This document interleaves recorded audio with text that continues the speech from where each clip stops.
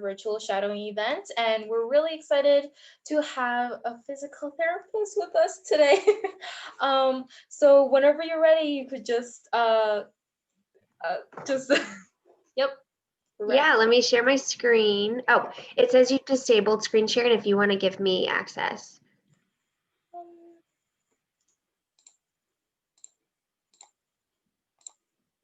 Okay. Can you share your screen now? Yep. Perfect. All right, everyone can see that? Cool. All right. Hey, everyone. My name is Megan Lively. I am a physical therapist. I have my doctorate. So thanks for jumping on and being willing to learn about physical therapy, specifically in pediatrics. Quick disclosures, this is just educational. I make no money from this.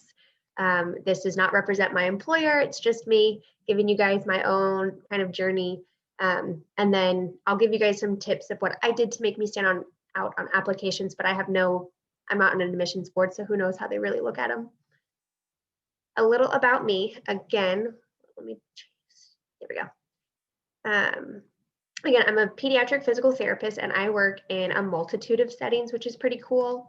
I work in 1 day a week in early intervention preschool with a birth to 3-year-old population. Most of my week is spent in a general outpatient population, outpatient clinic, working anywhere from with babies to 21-year-olds, developmental delays to orthopedic injuries.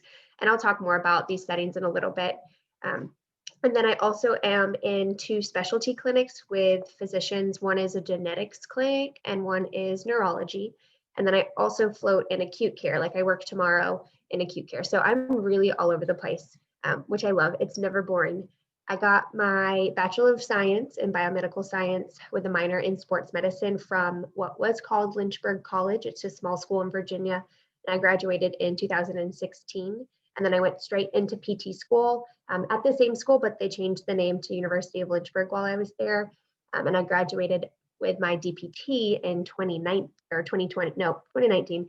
And then I actually went in and did a pediatric residency here at Vanderbilt and Belmont University, which is not required. And I'll talk more about residencies in a little bit. But I finished that year-long program in August, and I was very fortunate that they created a job just for me during the pandemic, because it was not fun job hunting during a global pandemic.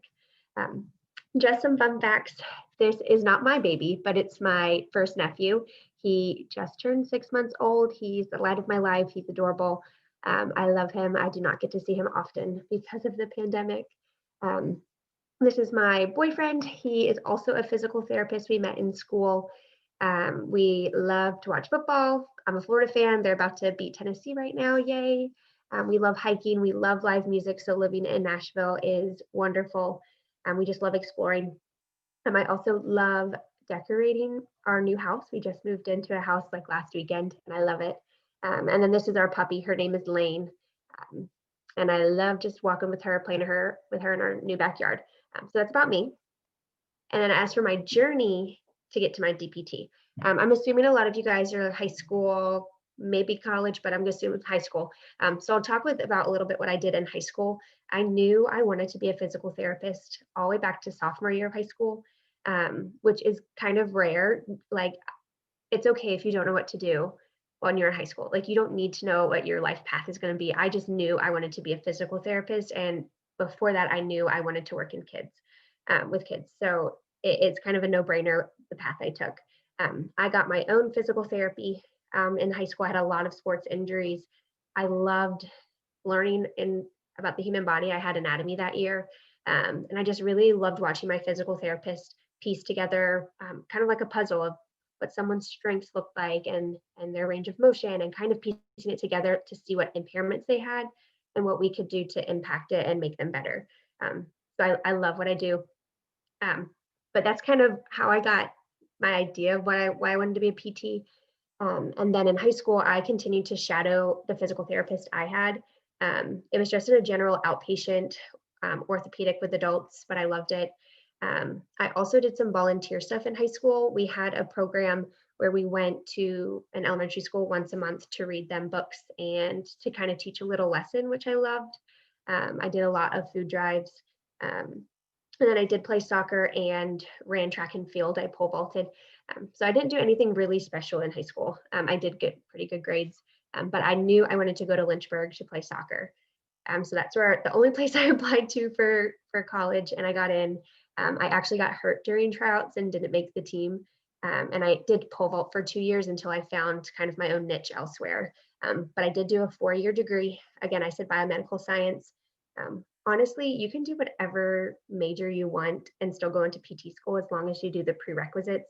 A lot of them are sciences and certain things. Like we had someone in my program who had a history major, someone was an English major, so it really doesn't matter. But I did a lot of things in undergrad. Um, I was an orientation leader. It was the first kind of job I had. So I oriented first year students to college throughout the summer and then taught a 1 credit course throughout their first semester. I was a tour guide, so I gave tours of our college and helped students realize that they wanted to come to school there. I was involved with Greek life. I was our VP of risk management, as well as the president of our entire sorority council. I was in pre-PT club. I was president of that for a year and made great connections with the PT program at Lynchburg and made great connections, which is kind of how I got my in and got to really know the professors and brought them over for guest lectures and stuff, which was really cool. I also tutored. I was an anatomy and physiology tutor. So I did a lot to make myself stand out. I also am someone who loves to put a lot of stuff on my plate, and you don't need to put a lot of stuff on your plate to make yourself stand out. Um, you can really commit to certain things and really just show what your passions are when you're looking to apply places. Don't feel like your resume needs to be 5 pages long because it doesn't. But that's kind of what I did in undergrad. When you apply to PT schools, most of them are on a centralized application, which is really nice. It's called PTCAS.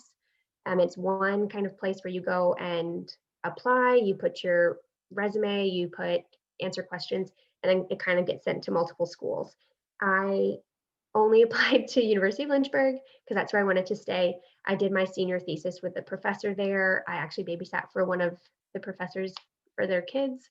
So I just really loved the program because I loved the professors, but also the school itself and how they did clinicals.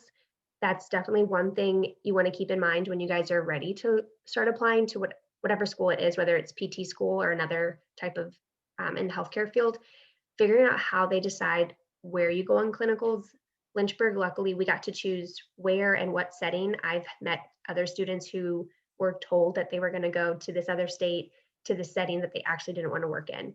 So I was very fortunate that I got to choose that. And then how many hours and kind of how they break it up. So my school did 3 8-week clinicals and 1 16-week clinical. So I did a clinical in a skilled nursing facility with elderly individuals. I did an 8-week clinical in Wisconsin at an early intervention type setting, going into the homes, working with babies. I did 8 weeks in a general outpatient clinic with adults, a little bit of a neurology focused. And then I did it my last 16-week one at a children's hospital in Ohio. So that's kind of what I did. I loved all my clinicals. I could work anywhere in physical therapy and enjoy it. Um, but again, it's a 3-year program. So we kind of broke up our clinicals throughout the 3 years, which was nice. And then the other thing I really loved about my school was that we had tons of volunteer opportunities. I love volunteering. I love giving back. It kind of helps fuel me and what I do. So I was involved a lot with Special Olympics. We got to go out into practices and help these individuals play sports that they loved and just cheer them on. We also did an adaptive tricycle program for adults that I actually work with a chapter here in Nashville now, which I love. It's really nice that I have that background because building adaptive trikes can be a little difficult. I was a graduate assistant as well in PT school, so I worked for 2 of my professors for like 8 hours a week. I was also like did some of the tours and information sessions in PT school. So once you graduate your program, you do have your physical therapy degree, but you also have to sit for a certification. to get your license, and that's the National Physical Therapy Examination, the NPTE. I took mine, so I graduated in May. I ended up actually taking mine early in April. Typically, and depending on the state, you can take it up to maybe 60 days before you graduate. I was the first one for my program to take it early before graduation. So there's a lot of pressure on me to pass, which I did. So now they let other people take it early, but I needed to take it early in order to apply to residencies. And I started my residency in August. So a lot of people don't know that there are residencies for physical therapy.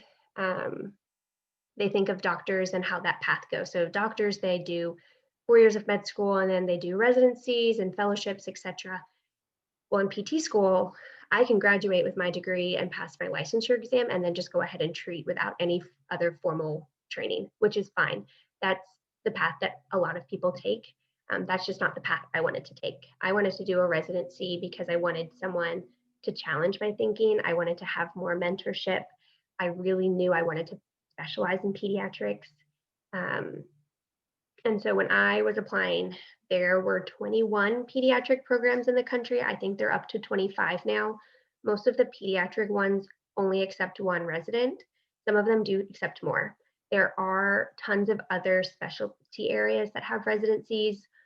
Ortho has hundreds, sports have a lot, neurology has some, geriatrics, which is older populations, women's health, I think there's some oncology, but there's a ton. And again, not everyone does one. And it's not the only path to get like your certification in a specialty area, which again, that's also not required, but that's an option. And so applying to residencies, again, it's a centralized application. I applied to 6 programs and got interviews at 3. And then Vanderbilt was my top one, which I was chosen for. But it was a year-long program, and I got to experience all the pediatric settings. So I did a rotation through early intervention preschool, which is birth to 3 years old. I did a week in the school systems. I did 2 weeks in an inpatient rehab setting. In Tennessee, there's actually not a pediatric one, so I did it with adults. I did some adult burns as well because I needed that specialty. But then a majority of my time was spent in outpatient and acute care. And again, I'll explain all these settings and what the differences are in a second. But then I got 6 hours of mentorship a week, which is a lot. Again, I didn't need it to practice legally, but I loved having someone there pushing me to better myself, get to know, have more knowledge, how to help my patients a lot faster than I would have without a mentor. I was also a fellow in what's called a LEND program. There's, I want to say 50, there's close to one in every state, but it stands for Leadership, Education, and Neurodevelopmental Disabilities. In this program, it's multidisciplinary, meaning there are individuals from almost every sort of discipline in the medical field, and we kind of all came together and did bi-weekly modules on how to provide family-centered care, individualized care, how to improve our teamwork, and how to really best assist and help empower these families that have children with neurodevelopmental disabilities. So there was physical therapy with me and a few others. A lot of them were graduate students. There were occupational therapists, which we worked very closely with. There were speech therapists, school teachers, social work, a genetic counseling student, a family advocate. There were, dentist, I think. I'm blanking out a lot, but there were a ton, and I loved it. It was such a great opportunity to get to know more about other specialties and how we can really work together. And then also as part of my residency program, I got to teach at Belmont University in their physical therapy program, which was pretty cool. Also very nerve-wracking and overwhelming because a lot of the students were just a year behind me in school, but most of them were older than me. But they looked to me with so much respect and like they could learn so much from me, which is a kind of cool feeling. And then I also did clinical research. If anyone's heard of Go Baby Go, it's an adaptive motorized ride-on toy. So if you think of when you were a kid, if you ever had a ride-on car that you drove and pushed the pedal with your foot, we kind of adapted those so children with disabilities could drive them with like a push button, teaching them how to steer. So I did clinical research with that. And then I wrote an IRB. If you don't know what an IRB is, it's kind of the application process you go through to get approved to do research on individuals. We just passed one for the hospital for this year's resident to do some early mobilization with patients in the acute care intensive care unit setting. So I worked basically like 60 to 80 hours a week, which was a lot, but I gained so much from it, and it was the best slash hardest year of my life, especially during a pandemic. But now I get to sit for my certification exam in March, which will be the most expensive test I ever take in my life, but also the scariest.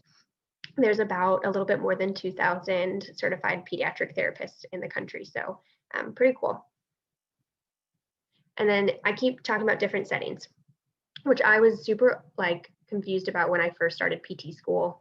And it's been really nice to experience all of these. So the first setting, and I'm only 1 day a week in early intervention, but this is the birth to 3-year-old population. Early intervention is a federally mandated program. It's part of the IDEA laws, which also go into school services. But it mandates that states have to have their own early intervention program. So every state is different of how it's run, how they decide if children qualify for services. But most often, if a child has a disability, if you think of Down syndrome, if you think of cerebral palsy, any of those conditions, children automatically qualify for services. If not, they have to do certain testing to see if they have a certain percent of delay in order to get services. But these are free for families. Often it's in the home. It's really, really focusing on family-centered care, which is so important because all children, but especially babies, they are more of they're how we treat and teach their families is how they're going to get better. But I love the birth to 3-year-old population. A lot of, besides some of those conditions that we see that have common delays, other things you would see are torticollis, which is a tight neck. Visual impairments might be in there, just general developmental delays are kind of the patient population you would see. A lot of these kids don't have diagnoses at that point, but they might develop into having a diagnosis or condition later on, like a genetic syndrome or something. But that's early intervention. Ours is Tennessee Early Intervention Services, TEIS. The next is in the schools. So once kids turn 3, they age out of early intervention, but that's when they can start getting school-based services until they're 21. In the school, the focus is really improving their access to their environment. And our goal is to get them in what we call the least restrictive environment, meaning that we want them in a classroom with as many typically developing peers as we can. We want them to have the same opportunities as other children. We want them to get the help that they need so they can thrive in school. So I do have kids that get both school and outpatient PT because the focuses are so different. I might be working on range of motion and stretches and some walking ideas in outpatient versus a kiddo in the school might just have to be really good in their wheelchair to get around, or it might be equipment based. All these kids in this picture, these are all stock pictures from Google, by the way. None of them are mine. They're in what we call standers. They're pieces of equipment that allows them to get weight bearing through their legs. So that might be what they're doing in school versus outpatient would look different. And so with outpatient, that's when they come to the clinic, and we're caring for all sorts of kids in outpatient. Like I said, I'm all over the place. I work from babies I think the youngest patient I have right now is 4 weeks old, to 21. I do both developmental and neurodevelopmental disabilities, as well as orthopedic conditions, which is not always common in pediatrics. So I see all those kids with developmental delays or neurodevelopmental disabilities. And then I also see typically developing kids who might be there from an overuse injury from sports. They might have a sports injury. They might be post-surgical, like an ACL repair or a meniscus repair, things like that. So I see everything. I never have a boring day.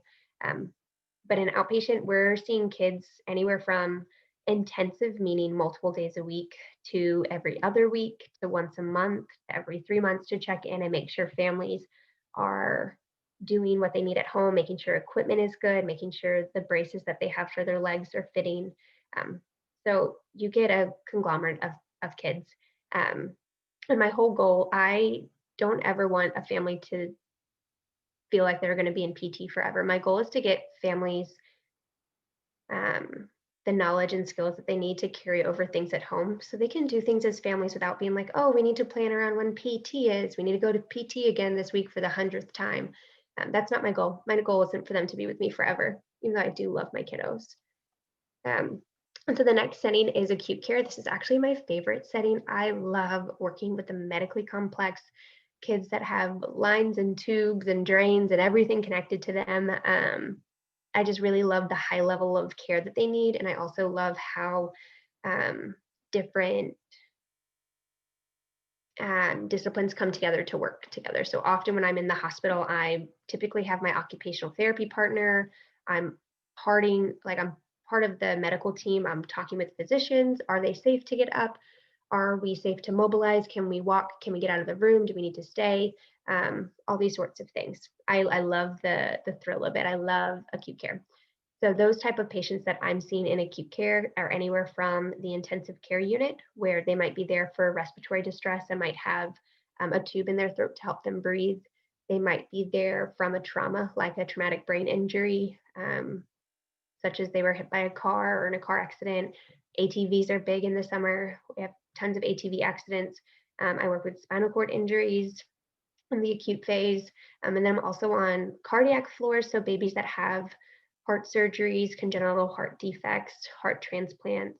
I work with other patients with transplants, liver, etc. We don't do lungs here, so I've never done a lung transplant. I also do post-surgical patients, so after they have a posterior spinal fusion, it's what it's called. It's for sometimes kids with scoliosis, a curved back, get surgery. We'll help get them up. Any kind of other surgery where we need to reteach them how to walk or how to transfer without putting weight on the leg, get them equipment.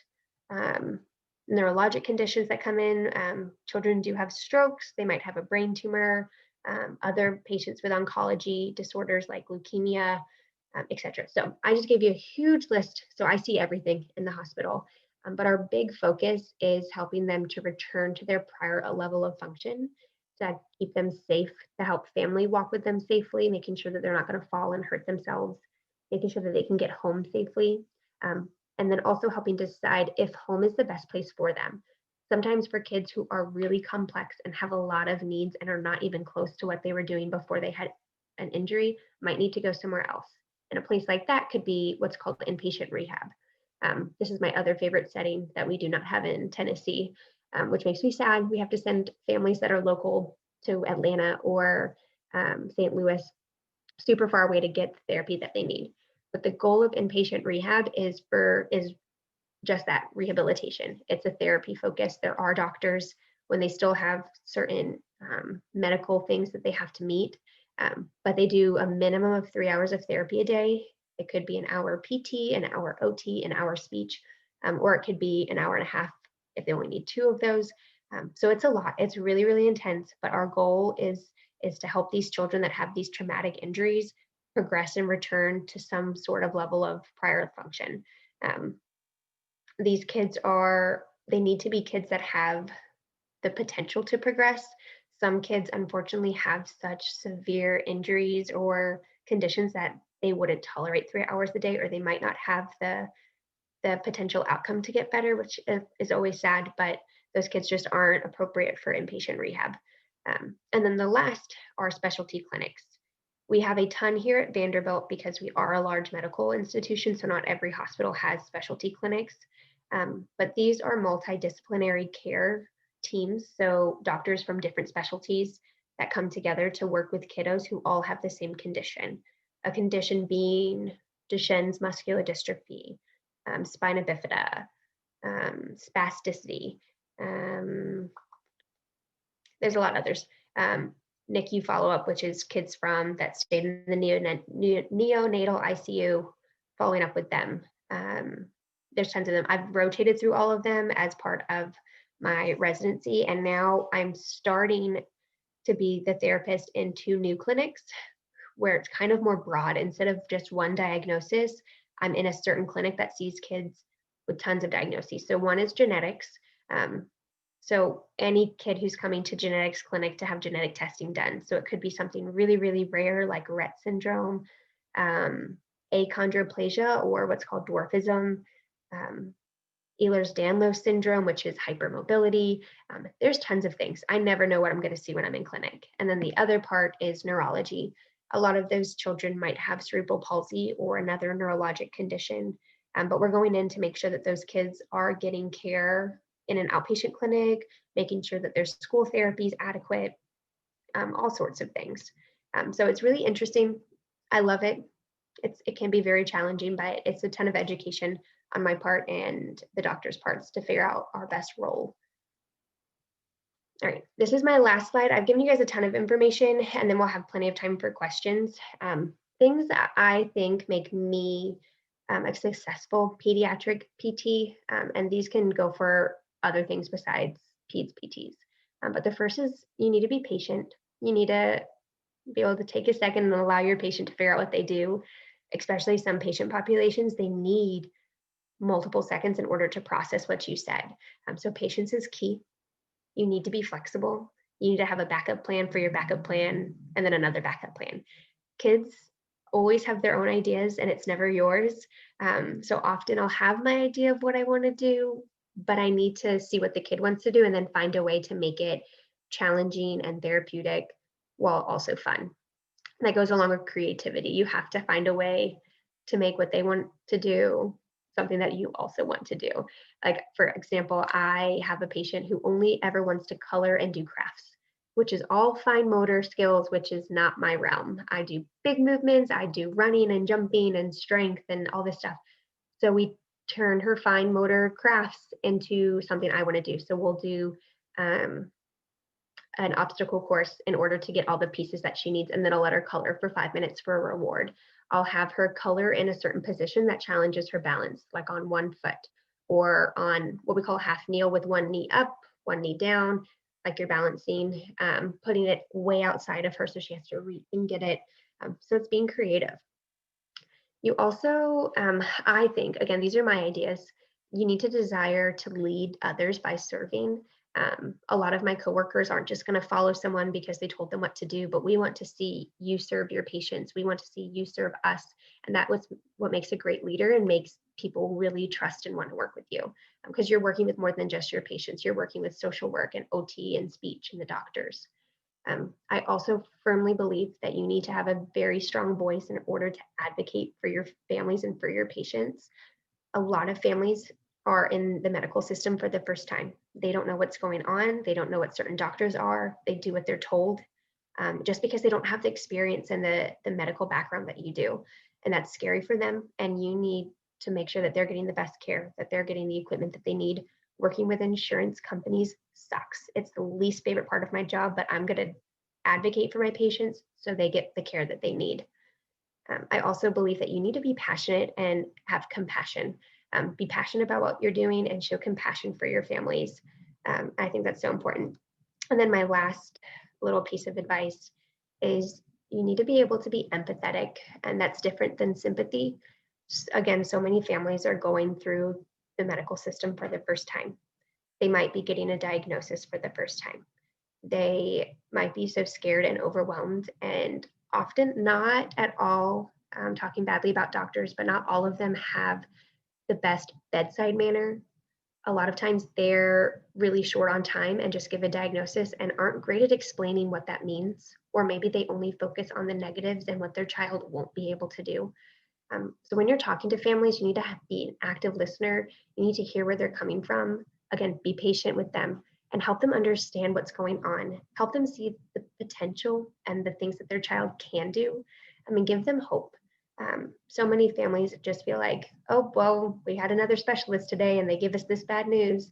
And you need to help them process that. My own sister's going through some stuff with my nephew, seeing a lot of different specialists, and I'm seeing this firsthand of how impersonal doctors can be and how they're just like, oh, here's this information. You're going to kind of have to deal with it on your own. And that's not at all what I think doctors should do. And not all of them do that, of course. But as a physical therapist, I spend a little bit more time with my patients. So you really get to build that bond with them and get them to trust you, and you're going to help them get through it, which I think is my favorite part of my job. So I gave a ton of info at you, nothing super specific. So I'm happy to talk about patient examples if there aren't tons of questions, more about if different settings, etc. So throw them at me.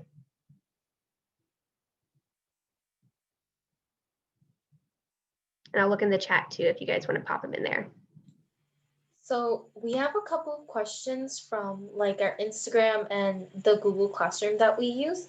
Yeah. So one of our questions was, what do you think are the greatest challenges in being a physical therapist or even becoming a physical therapist? Okay. I will start with becoming a physical therapist. One of the biggest challenges is getting into school. I had a lot of friends who got in the second or third time, and that can be really frustrating. But that doesn't mean you shouldn't try. That doesn't mean you're not good enough. Sometimes programs are just really competitive and they have really small slots.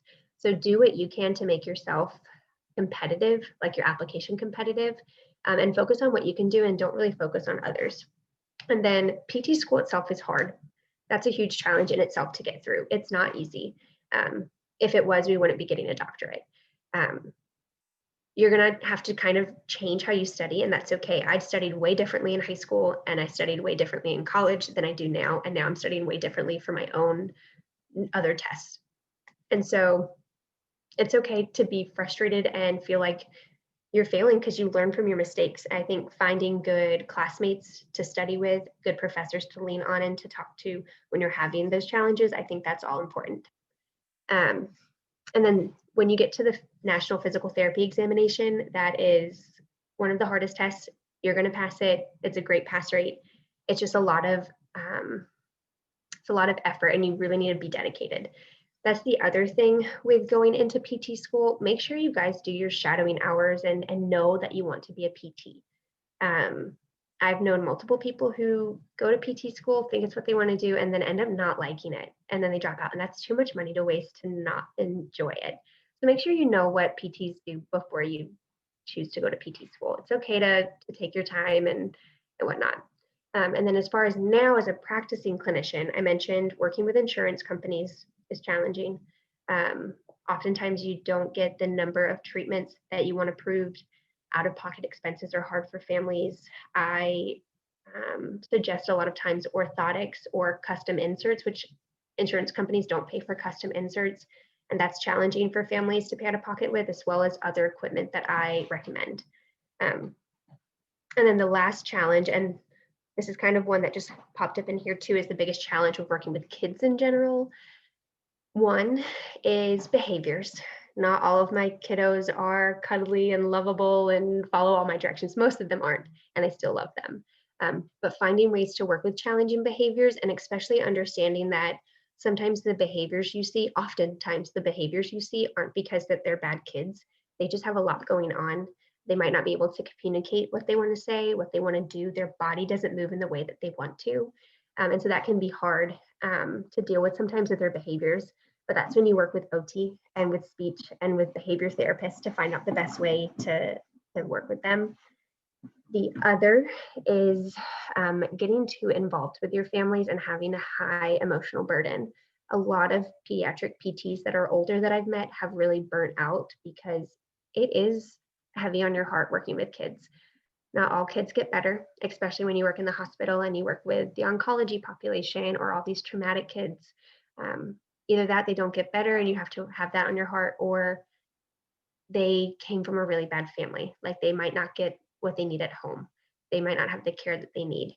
They might be at home at the hospital because of something that happened at home with abuse. And that's always really, really, really challenging to have. But the most rewarding thing about working with kids is those small little moments that happen. And when I say that, not all kids just progress super fast and it's like 6 weeks and they're done with therapy. It's months and months and months. I have one baby I've been treating. He was one of my first ever evals that I did on my own. He had torticollis, and then he was just really, really, really delayed. He just took his first steps 2 weeks ago, and it was the first steps ever. He had never taken any at home, and watching mom cry because her son is walking, like those are the moments that are wonderful. It's when your kids finally are able to graduate from therapy, when they're finally able to leave the hospital. Um, it's all those small little things. And the next question is, what is your typical schedule like? Like, what are your hours in a typical week? And is there time for family? And do you have any hobbies that you do during your free time? So my typical week, I'm usually up by 5:30-ish. It's different right now because I'm studying for my certification exam. So I'm up by 5:30. I have my coffee. I'll study for about 45 minutes, take care of the dog before I head to work. Typically, my hours are from 8 to 5, 8 to 6 sometimes. Um, I get there usually 30 minutes early so I can look over my patient schedule. For outpatient, it's easy because they're usually the same kids every week. I'll look at new evals or new patients a little bit more, but I'll just have a plan, an idea of what I want to do. And I look in their charts briefly to make sure that there's nothing new. Occasionally, I won't do that. And then I'll be surprised when the parents are like, oh, I went to the doctor and this happened. I'm like, oh man, I should have looked in that chart. In the hospital, I'll get there a little bit earlier, especially now that I just work weekends at the hospital. So tomorrow, I'll get there probably an hour early just to start review all the kids. And then I see in the outpatient, that's mostly where I'm at. I see one kid an hour. Sometimes for orthopedic older patients, I see them every 30 minutes. So I'll have anywhere from 8 to 10, 12 patients a day. Um, right now, we end instead of, so say I have a patient from 8 to 9, I usually end at 55 minutes to clean and get ready. I now end at 45 minutes to have enough time to clean because of COVID and let the room sit. And then I can quickly document in between. I typically have documentation to do at lunch and when I get home. I hate bringing paperwork home, but it's inevitable. Um, and then I finish sometimes 5, sometimes 6, and then I come home. I love cooking, so I'll cook dinner, play with my pup, and then right now I'm binge watching old Survivor episodes. So we'll watch an episode of Survivor, or we were watching Queen's Gambit before that. We'll just watch a show, and then I'll usually study for 2 or 3 hours before I go to bed. Right now, it sounds like my life is all studying and work, and that's because it is.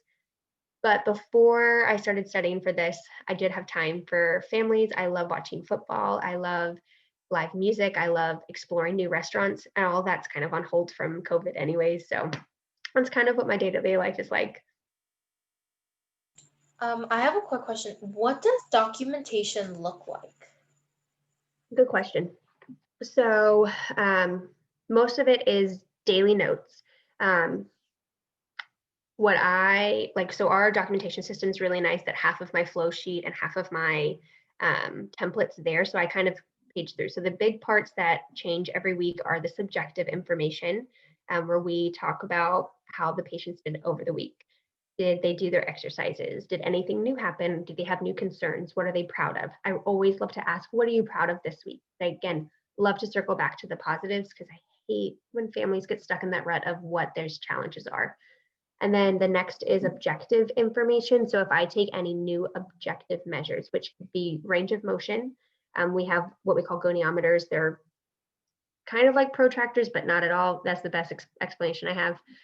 But we'll take range of motion to get a degree of how much motion's there. It might be what we call muscle tone, which is looking at the muscle's resistance. It could be strength measurements, balance, things that are measurable go in objective. And then next is the treatment section. So I'll write down all the treatments that I do. It looks different from my babies to my ortho patients. Ortho patients, it can be usually just therapeutic exercise like squats, lunges, bridges, things like that. And I'll put how many reps and whatnot. For babies, it's a little different because I have to talk about where my hands are to help facilitate a motion, meaning what I do to help a baby get into a position. We're supposed to put reps and sets for everything, but I'm like, I don't know how many times I help this kid roll. Like, sure, 5 minutes.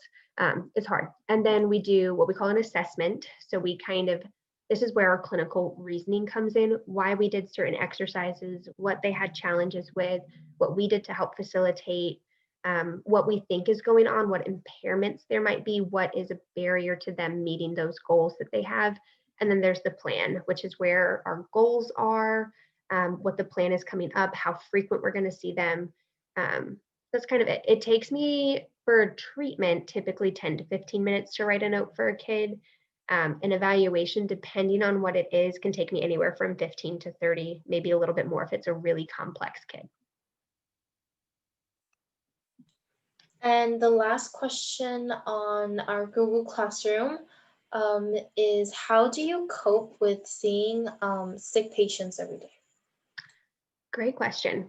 I have a great journal. I have a great Bible and a great church. I have a great support system where I come home and if I need to cry, I call my mom or my boyfriend and we'll just talk through our difficult day.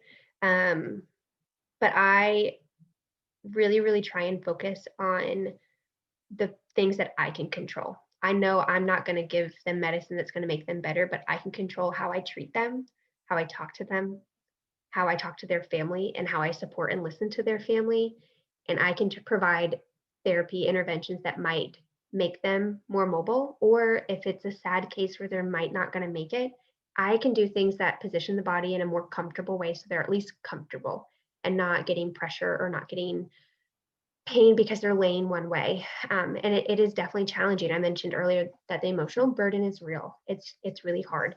Um, but it's knowing that these are the things that I can control. Okay, thank you. Does anybody else have any other questions?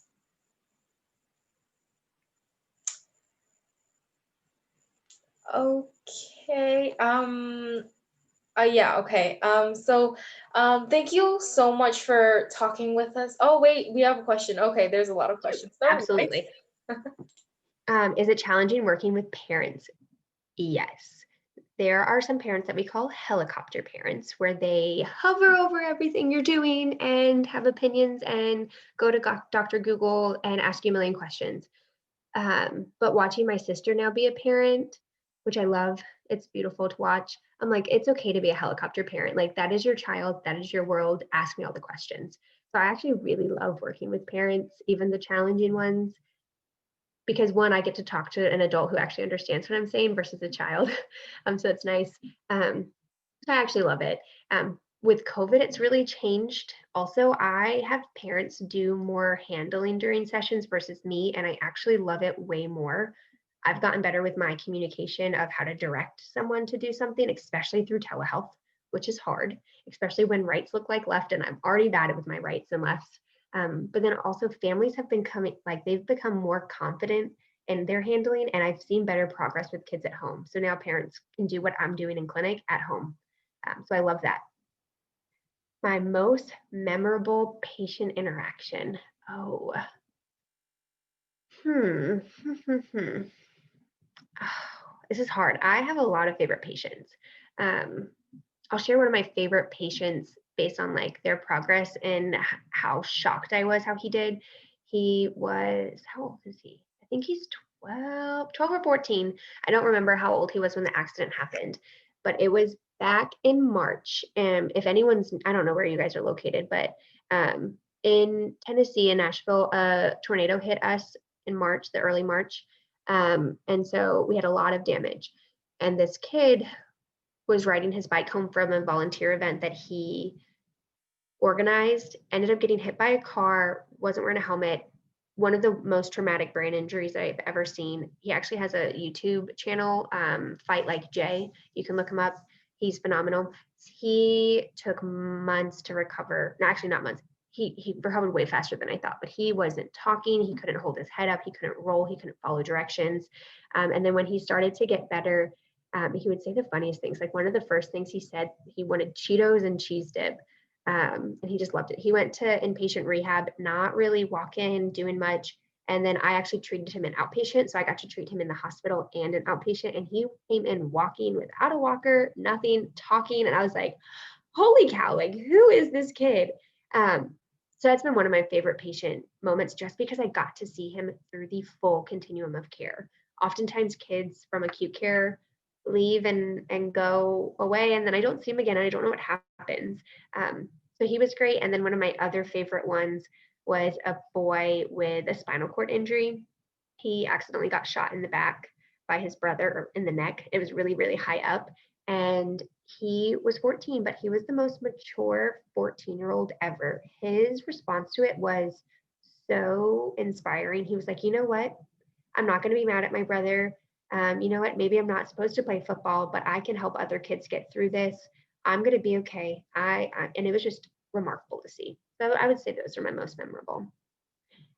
In your team, how does each health professional contribute to the care of the patient? Great question.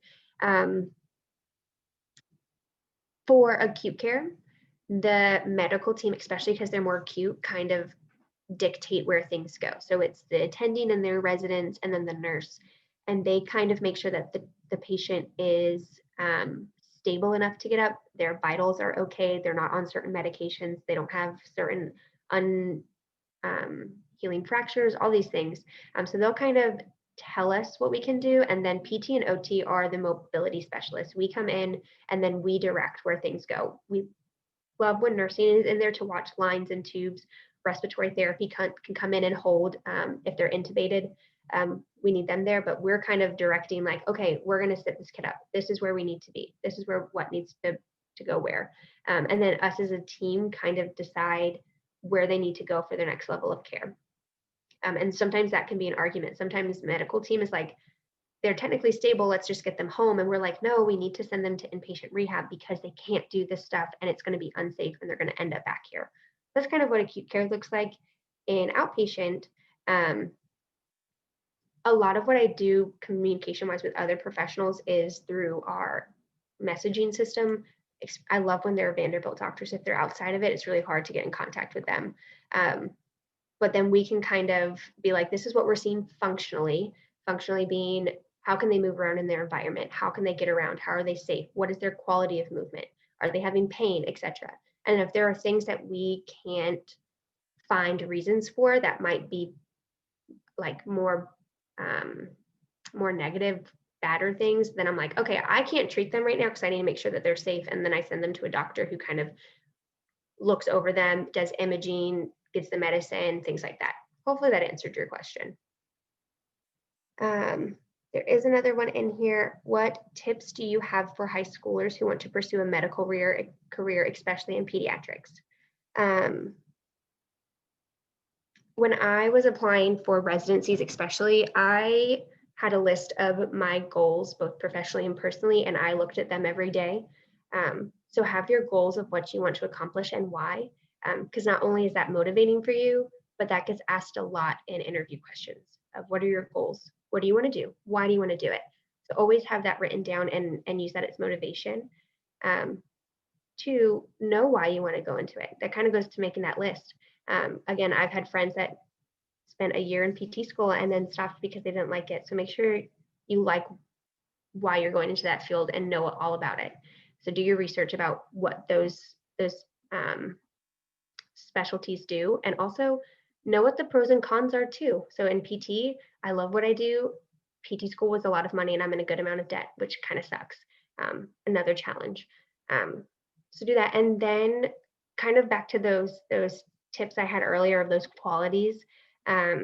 Work on being patient with kids, work on your active listening skills, practice and figure out how to show empathy and not just sympathy, and really just be passionate about what you do. Those are great questions, guys.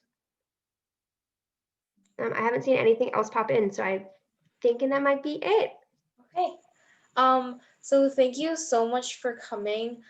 Your presentation was very pretty, first of all, and it was very informative, and your passion for being a physical therapist and your want to be pushed and being the best version of you can be really inspired me. So thank you so much for coming again. Of course. Thank you guys so much for having me.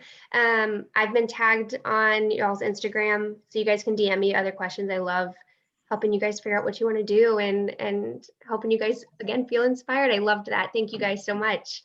Thank you. Have a great evening. Bye, guys.